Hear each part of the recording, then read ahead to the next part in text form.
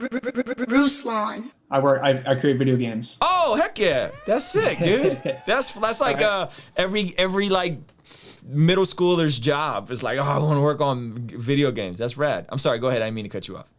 It's all good. And I work with the larger group called a Christian Game Developers Conference. There's like 1,500 of us in there. And we meet once a year out in Portland, right? So basically there's this big talk that's been going on for like 15 years around this very topic, right? And I've been analyzing CHH because all these discussions that everyone's been having, it's exactly in line with what we need to analyze and kind of take into our community and then kind of dissect it and see how everyone else is gaining unity and how everyone else is, approaching art for the church versus from the church, etc. So I had a few things to say, and I think I might have a question at the end, but I'm just really passionate about it. So let me tell you this. Okay. We have, the human condition and the exploration of that is very messy, right? And everyone's at different levels. It's easy to judge someone when you're looking in from the outside, right? Especially if you don't have discipleship, like we've been ranting about the last few days. And the line there is very blurry, right? Especially, I know it's difficult when you're talking about like rapping and stuff, but even more so in some ways, I don't mean to diminish it, right? Because there's a lot that goes into that. But when you have a visual art form, right? And you have violence in video games and, some people struggle with the portrayal of other things, like people being harmed in different ways, right? And the line gets really blurry when you talk about how do you explore this mess versus glorifying it. And I think that the difference is, whether or not Jesus is involved, obviously, right? But people looking on the outside, looking in from the outside, they don't know that, right? An artist isn't supposed to be, I don't know, how do you feel about this? How public should they be about their faith, right? Like Chance, for example, he's not super public about it, right? And that changes a lot, right? Because then, and I believe that half of the burden of interpretation is on the creator, and the other half is most certainly on the person consuming that content. Interesting. Okay. So where is that line? The problem in the chat today, the whole chat was blown up because that line is so blurry, and people are in different walks in their life. So what would you tell people like that, right? Get discipleship and all these things, but how at different levels should people in the body consume art, right? And how does that look different? Okay, so one of my favorite movies, and some of you guys are gonna be like, Ruslan, you're a sinner, is The Book of Eli. I thought The Book of Eli was brilliantly done. Denzel Washington, the entire, I don't want to give it away. If you haven't seen it, you should go watch it. Super dope movie, violent. The overall premise, I think, works. I think as a Christian, and I'm pretty sure he helped write that story. There's an example of like a violent Christian movie, in my opinion. Now, another example is like Chronicles of Narnia, like direct biblical correlation, completely directly tied in, very well done, top to bottom, written by C.S. Lewis. And so in terms of the fans, there's the tough part is, and this is just so you guys know, one of the reasons why I even really leaned into YouTube is because Loom Hip Hop called me one of the new OGs of Christian hip hop a couple years ago. It was me, Bizzle, Lecrae, and Derek Minor. And I was like by far the least popular person on that list, the least number of subscribers, the least number of followers. But my thought was, hey, if I have influence in Christian rap, I'm instead of running from it, instead of running the title of Christian, I'm going to lean into that harder. And I'm going to influence and drive this community. And by the grace of God, it appears I have Christian influence in like the Christian YouTube space. Like I've all of a sudden become one of the most popular Christian YouTubers, right? Or like top 15 or whatever. I don't know. I don't keep up with the numbers. I literally started my channel because of you. I put out 2 videos talking to the Christian game development industry and my team. The whole group over there talking like you're talking to the camera. So that's so dope.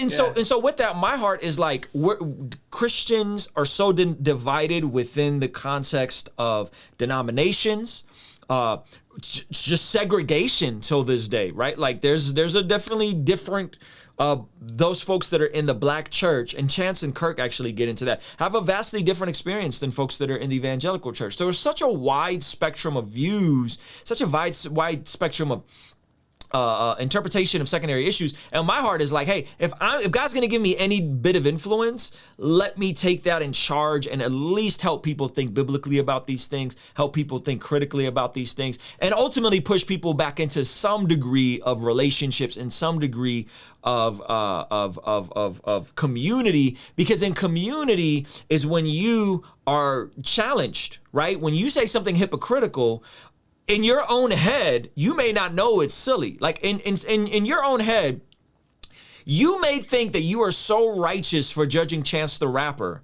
right? But ignoring the fact that your web history got all kinds of sketchy stuff on it, right? You may think you're so justified. But if you have somebody in your life that can challenge you on that, then you'll be like, oh, wait, yeah, no, I ain't really got I don't got no place to stand. Like, I'm a freaking hypocrite. Like, how could I judge this man?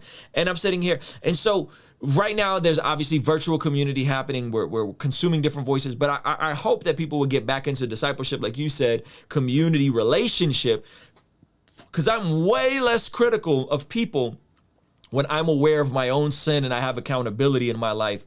And at my age, when you've been walking with God for a while, the sin becomes more sophisticated, meaning that like, I'm not like my sin isn't like, oh, Ruslan went and got drunk at the club, right? And there's like someone took a scandalous picture of me, or like, right? My sin is way more subtle. My sin is like, I was impatient with my wife and I shouldn't have been. I worked too long and didn't spend time with my son and I shouldn't have been. But best believe it's just as amplified. And when I know that my sin is still real, I've been walking with Jesus 20 years, right? All the quote unquote big stuff, the habitual stuff, God's worked through by the grace of God. And we're going to talk about that on Friday in Alan Parr's channel. And I still wrestle with stuff, but by and large, praise God, I'm not addicted. I'm not right. But the sophisticated sins, the little sins, those little things are still big to me, because I have brothers in my life that'll pull me to the side and be like, bro, why do you always come to the gym 3 minutes late? What the heck is wrong with you? Like, every time you go to and like, I got, Daniel Golding and Rich that pull me to the side, like, bro, what are you doing? Like, stop it, And so that's what I mean. It's those little things. But the moment we are aware of our attitude, our sin, our own, just our own shortcomings, I think that is the moment where we could have more grace and compassion on people who may have bigger sins or more sins with more ramifications on them, right? I don't know if that's helping, bro. That would be how I would say, is like, community will reveal to you your blind spots. And the thing about blind spots is you don't know you have them. You don't know they're there. And when your blind spots are revealed, you tend to be way more gracious and humble towards people who sin differently. So would you say that no Christian should create art without being in discipleship directly? And if so, those who are actually creating art and don't have discipleship, just like it says in the Bible, for those who aren't saved, our primary goal is to get, to get them to surrender their life to the Lord, right? Obviously. So we want to get these folks in discipleship, like Kirk Franklin's doing, mm-hmm. right? He's talking to them and this and that. And beyond that, I would say this, community is great digitally, but the moment I got connected physically in person with my small group, and Improving Men and things like that, radically transformed my actions. You got accountability. Yes. It's not the same digitally, I don't think. Yes, I would agree. And I don't like using absolute statements. Like, I don't like saying like, hey, no one should ever step out and make a YouTube channel or write a rap song or make a video game unless they're being discipled. I don't like making absolute statements like that, because that could slip into legalism. But what I will say is, it's in your best interest to have safeguards in your life, right? And it's in my best interest to have men of God around me that don't give a crap about my YouTube page.